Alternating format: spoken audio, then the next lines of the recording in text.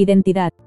Y les mandó Moisés, diciendo, al fin de cada 7 años, en el año de la remisión, en la fiesta de los tabernáculos, cuando viniere todo Israel a presentarse delante de Jehová tu Dios en el lugar que él escogiere, leerás esta ley delante de todo Israel a oídos de ellos, harás congregar al pueblo, varones y mujeres y niños, y tus extranjeros que estuvieren en tus ciudades, para que oigan, y aprendan, y teman a Jehová vuestro Dios, y cuiden de cumplir todas las palabras de esta ley, y los hijos de ellos que no supieron, oigan, y aprendan a temer a Jehová vuestro Dios todos los días que viviereis sobre la tierra a donde vais, pasando el Jordán, para tomar posesión de ella.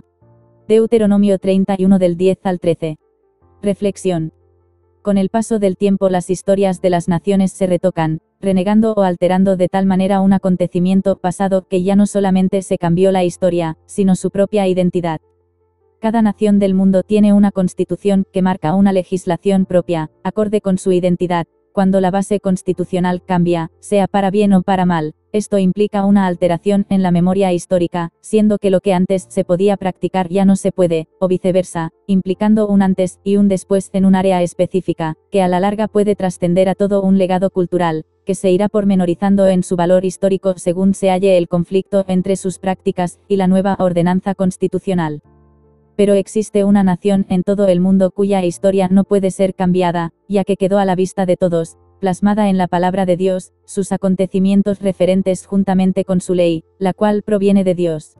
Y es que Israel es la única patria que aún en medio de la dispersión, deportados, esclavizados o adaptados a otras naciones, ha conseguido mantener un idioma, una cultura y un credo propios, de manera que un judío sito en Rusia puede encontrarse con uno que habita en Zimbabue, comunicarse y congregarse como si se conocieran de toda la vida, coincidiendo en costumbres e incluso en su alimentación. A veces el idioma falla, pero si sus leyes se mantienen también su identidad. Esto no es mérito de hombre, porque él mismo tiene alterada su percepción del bien y del mal, y esto le influye en alterar también su historia, amoldándola a un nuevo sistema legal acorde a su estilo de vida. Sino que Dios ha hecho preservar su palabra en el pasar de los tiempos, el cielo y la tierra pasarán, pero mis palabras no pasarán. Mateo 24:35. Así que por ordenanza de Dios, el pueblo se tendría que reunir al completo cada 7 años en un acto de conmemoración de la ley, citando uno a uno los mandatos, por si acaso existiera alguien que pudiera decir a mí nadie me habló de esto. Aplicación. La mala memoria del ser humano no radica en su incapacidad por memorizar, sino en su selectividad en lo que retiene en su memoria. Sabiendo esto, Dios, en su gran misericordia, se ha hecho accesible al hombre a través de su palabra y a través de la manifestación completa de su deidad en la persona del Hijo, el Señor Jesucristo. La palabra nos mantiene la identidad, quiénes somos, de dónde venimos y cuál es nuestro propósito en la vida. Y si por la palabra conocemos que el pecado nos aparta de Dios, es la misma palabra que nos reconcilia con Él en Cristo, devolviéndonos el título de hijos de Dios que un día perdió Adán, en el fatídico momento en que decidió desobedecer a su Creador. Cuando uno ha creído que Jesús es el Señor y lo ha aceptado como Salvador en su corazón, una nueva identidad se posa en él, y habiendo sido constituido morada del Espíritu Santo desde el primer momento de su conversión, él va a ser quien se ocupa de enseñar y recordar el sino que une a todo cristiano en un mismo cuerpo en Cristo y un mismo sentir en el Espíritu.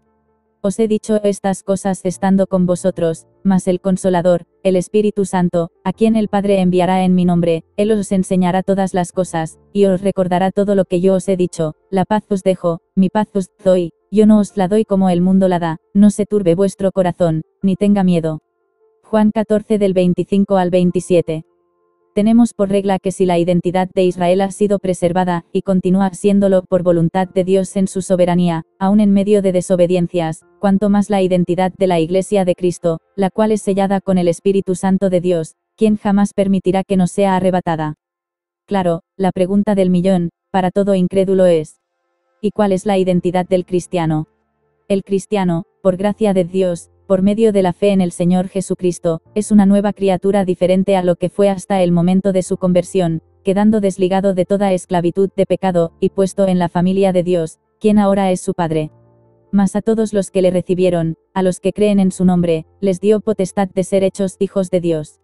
De modo que si alguno está en Cristo, nueva criatura es, las cosas viejas pasaron, he aquí todas son hechas nuevas.